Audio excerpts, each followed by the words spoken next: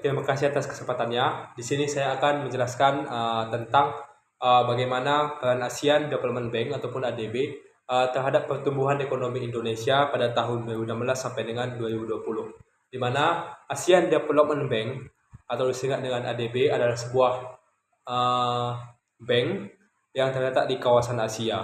Bank ini didirikan pada tahun 1966 oleh negara di kawasan Asia dan Asia Pasifik, di mana hingga saat ini juga keanggotaan ASEAN Development Bank ini sudah mencapai 67 negara anggota, dan saat ini kantor pusat dari ADB ini ada di Manila, Filipina. Tugas utama dari ADB ini adalah untuk memberikan pinjaman dana kepada negara anggota yang membutuhkan bantuan pinjaman begitu untuk dapat menjaga kestabilan ekonomi negara anggota tersebut.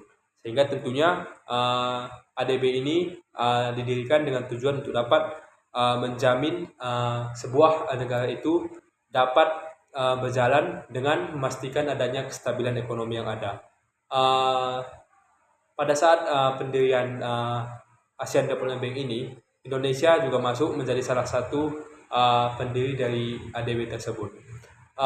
ADB tersebut sudah memiliki banyak sekali kegiatan untuk dapat membantu Indonesia dalam hal ini untuk meningkatkan kestabilan ekonomi Indonesia.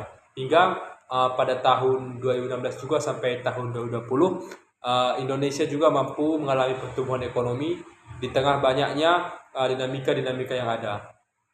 Beberapa itu banyak kegiatannya yang dibuat di Indonesia, yaitu salah satunya itu ADB itu melakukan bantuan pembangunan kawasan kumuh di Indonesia, di mana Indonesia pada saat itu juga dibantu oleh ASEAN Development Bank ini untuk dapat penyediaan dananya, di mana efek dari kegiatan ini itu memberikan kehidupan yang layak kepada 650.000 masyarakat Indonesia.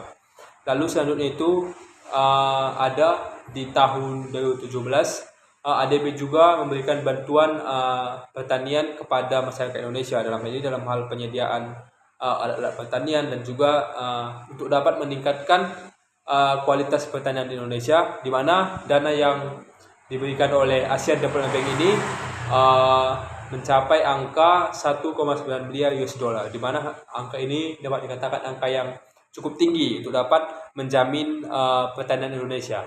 Lalu selanjutnya itu juga ADB memberikan bantuan kepada Indonesia itu pada bencana alam. Itu dapat dilihat pada saat bencana alam gempa bumi dan tsunami yang terjadi di Palu. Tidak hanya untuk bantuan bencana alam kepada masyarakat pada saat terjadi gempa, juga dalam hal pasca gempa. Ini bertujuan untuk menaikkan kembali ekonomi masyarakat yang terkena bencana gempa dan tsunami di Palu tersebut. Lalu juga ADB juga aktif memberikan bantuan pendanaan pada proyek energi yang dilakukan oleh pemerintah. Hal ini untuk dapat memastikan Indonesia dapat mengelola energi yang ada untuk dapat menjamin dengan adanya pembiayaan ini maka dapat meningkatkan pertumbuhan ekonomi dengan pemanfaatan energi yang ada.